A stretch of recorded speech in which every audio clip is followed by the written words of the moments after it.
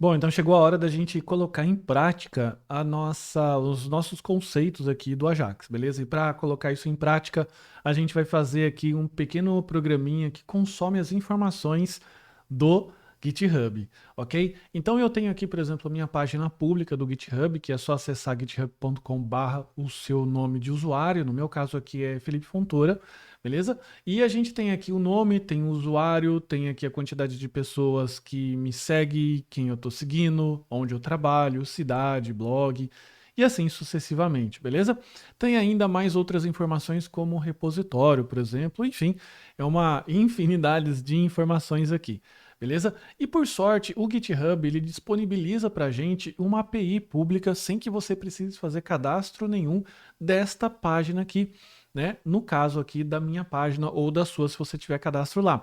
Então, para a gente poder acessar essa página, basta a gente acessar o endereço api.github.com/users/usuário, no meu caso aqui, Felipe Fontoura, para que a gente possa ter todas essas informações que são as mesmas informações que estão aqui. Só que aqui está tratado no visual, né? Ele está trazendo essas informações visualmente, e aqui ele está trazendo em qual formato?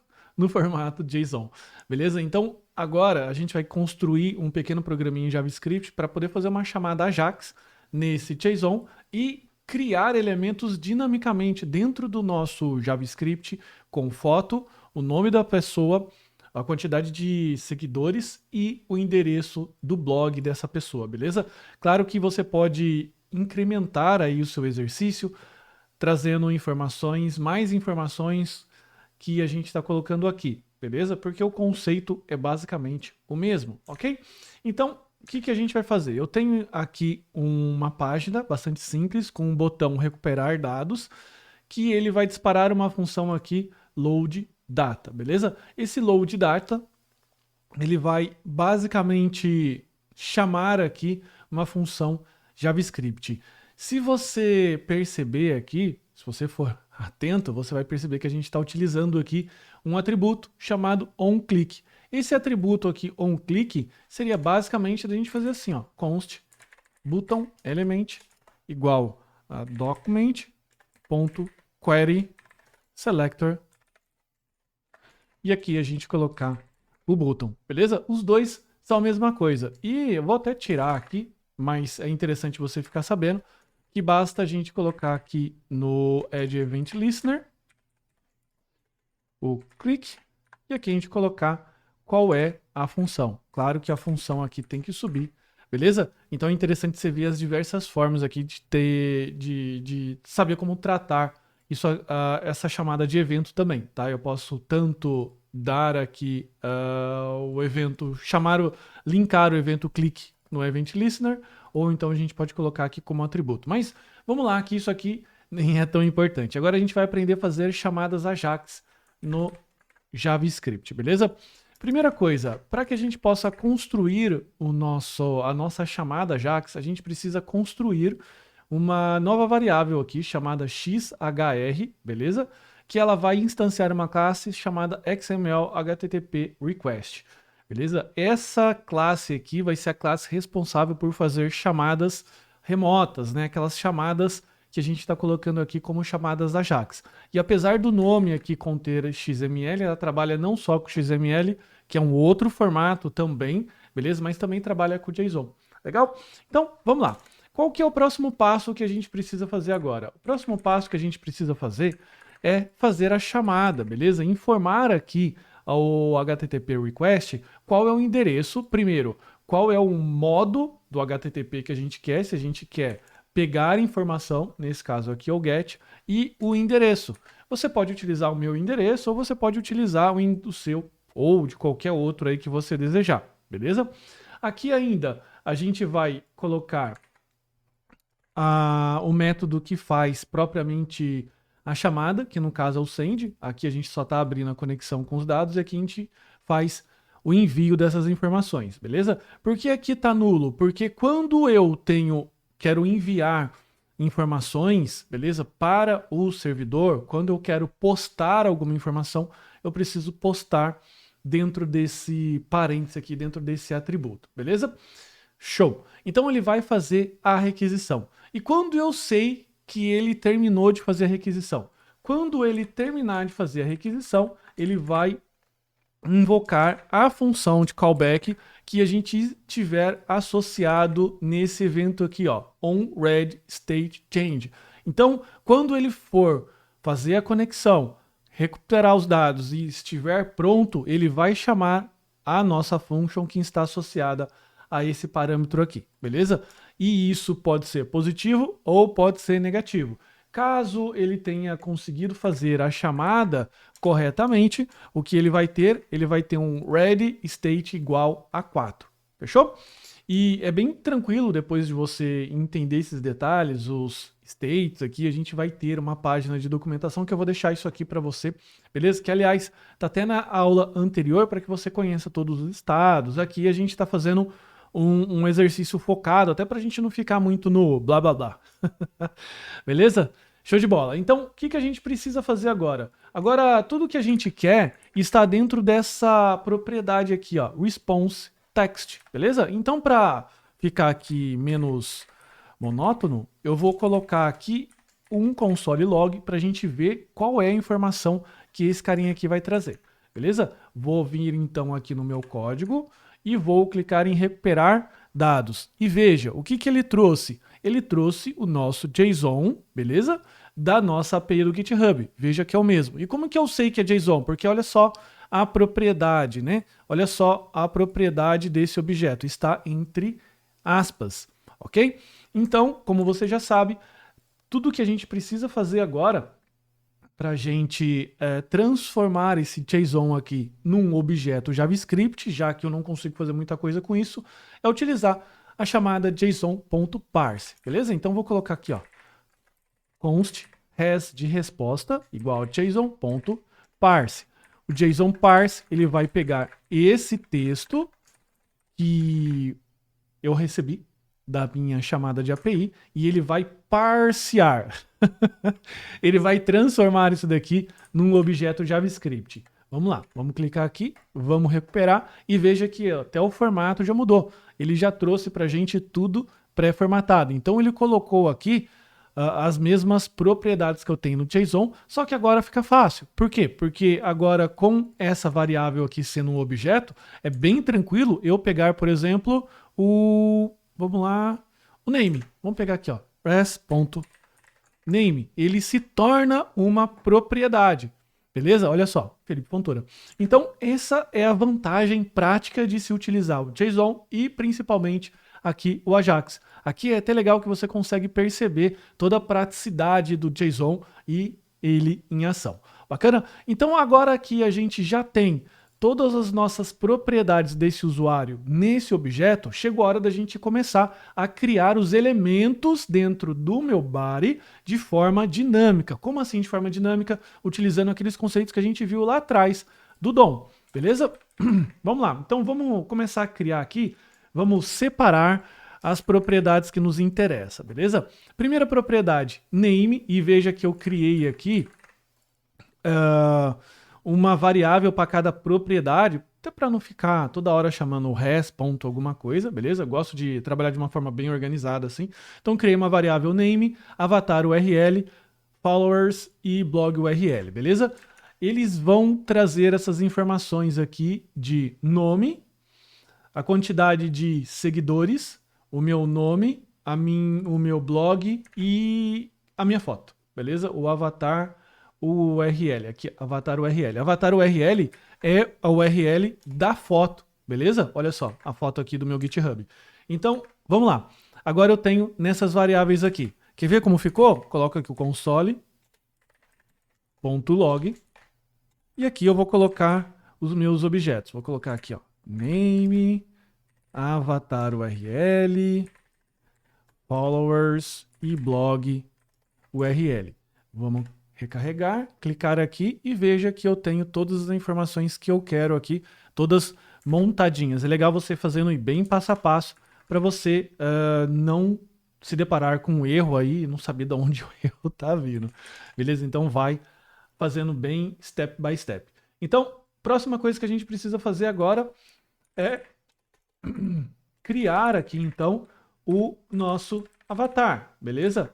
A gente vai utilizar aqui o DOM para poder fazer isso. Então eu criei aqui o elemento avatar. Vou colocar aqui avatar element. E basicamente ele é o quê? Ele é um elemento IMG. O elemento IMG do HTML, ele funciona assim, ó. Eu preciso criar um IMG e o IMG ele precisa ter um source. O que é o source? É o endereço da nossa imagem. No caso, aqui, eu vou acrescentar esse endereço de imagem. Então, no nosso HTML precisa ficar desse jeito aqui. Só que como a imagem ela vem de qualquer tamanho, eu quero forçar a largura dela, width, para 128, beleza? Então, tudo que eu estou fazendo com esse create element é isso, criando um elemento do tipo img, que significa imagem, dando um atributo source para ele, que vai ser o endereço da minha imagem, do avatar, e definindo a largura dele, beleza? Elemento criado, tanto que se você quiser colocar aqui, ó, console.log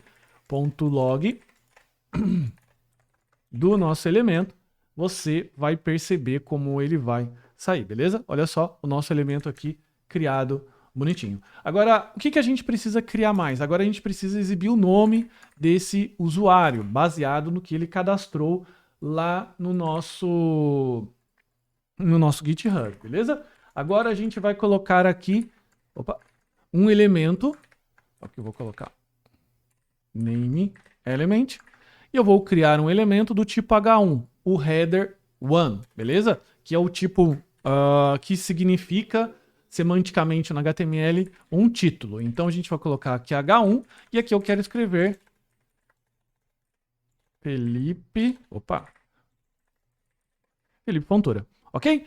E o que ele tem aqui? Eu crio um H1, um elemento H1, e eu dou um inner text. O que é inner text? Colocar o texto aqui dentro. Isso aqui poderia ser inner HTML. Só que eu não vou utilizar HTML porque vai vir um texto aqui fixo. Então, a gente pode colocar dessa forma. O próximo passo é trazer para a gente a quantidade de seguidores. E como que a gente pode fazer isso? Eu vou criar aqui um elemento P de parágrafo, beleza? Vou colocar aqui, ó, followers element, vou criar um elemento P e aqui eu vou escrever o texto followers e vai trazer a quantidade de followers que está trazendo, resgatando lá da nossa API.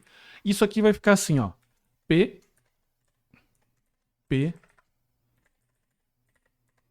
followers, tá 207, se eu não me engano. Enfim, número pouco importa. E agora o que a gente precisa criar? A gente precisa criar a URL que eu vou trazer do meu blog, beleza? Deixa eu só renomear aqui, blog element. E o que ele vai ter? O blog element, ele é do tipo hyperlink. É um elemento hyperlink. E o elemento hyperlink, ele precisa ter o quê? Uma descrição do texto que vai ser simplesmente o meu site. Vai ser assim, devsamurai.com.br, beleza? Vai ser desse jeito aqui. Aliás, ele vai trazer sem o HTTPS. E agora o que ele precisa fazer? Ele precisa colocar o href que vai indicar para o nosso HTML qual é o endereço real. Porque eu posso colocar aqui, por exemplo, um clique aqui. Ou seja, o clique aqui envia para esse site. Mas não é isso que eu quero. Eu quero exibir o site que manda para o site em questão, beleza? Então eu crio um elemento A, coloco aqui o href, o HTTPS, beleza? Com o blog URL que está vindo lá do GitHub e o inner text eu coloco simplesmente a URL aqui para ficar nesse formatinho. Fechou? Fechou. Bom, agora o que a gente precisa fazer na sequência? Lembre-se que o fato de eu criar os elementos não significa que ele está anexando aqui no meu document body.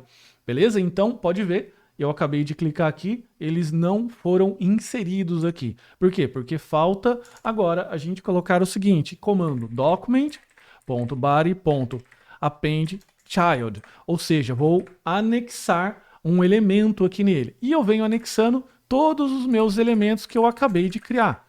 Beleza? Quais são eles? O avatar, o name, o followers e o blog URL, beleza? Vou clicar aqui e veja, a minha página está totalmente em branco, não estou recarregando, beleza? Próxima coisa que eu vou fazer é clicar em recuperar dados e está aqui a nossa informação que a gente queria. Então, isso aqui, ele cria inúmeras possibilidades, porque faz com que eu tenha somente uma parte do meu site trazendo informação e a outra eu posso deixar ali bonitinha, paradinha, o que remete àquele exemplo que eu acabei de falar na aula passada do portal de notícias. Eu posso ter aqui na lateral as minhas últimas notícias ou um feed de Twitter, por exemplo. Se eu entrar aqui ó, no twitter.com, você pode perceber que eu tenho o que aqui? Eu tenho o meu feed e aqui o que está acontecendo, muito provavelmente ele deve utilizar aqui chamadas Ajax para ficar atualizando, sei lá, de 1 em 1 minuto. E como eu faço para atualizar isso daqui? É só a gente utilizar a função do set timeout. O set timeout recarrega todo o meu data. Ele vai aqui e vai recarregando essas informações. Eu posso colocar, então, isso num timer, posso colocar isso num botão, por exemplo, de recuperar dados, eu posso colocar isso num momento que eu carrego a minha página, e enfim, onde você vai chamar o load data, a imaginação é o limite, beleza? Então, essa aqui é a forma que você pode trabalhar com Ajax, é a forma que eu acho mais legal do front-end, porque ele cria aquela sensação de programas e aplicativos, beleza? Que a gente usa no smartphone, usa aqui no PC, no notebook, dá aquela sensação de ser um programa de verdade, que eu clico e ele não fica recarregando a página, ele corresponde. E mais, eu ainda posso colocar efeitos, pode colocar fading, posso colocar coisinha que treme, enfim, a imaginação é um limite. Se a gente se debruçar aqui, colocar todos os efeitos possíveis, a gente vai ficar talvez aqui 6 horas brincando, beleza? Por isso que a gente fez aqui simples, mas você não deve parar por aqui. Abre o meu exemplo, refaz, brinca também, pega outras informações do seu GitHub ou do GitHub que você escolher. Por exemplo, vai lá e pega aqui o repos URL. Veja quais são os repositórios que aquele usuário tem. Olha só. Dá para fazer muita coisa aqui, beleza? Então é isso, muito obrigado, até a próxima aula.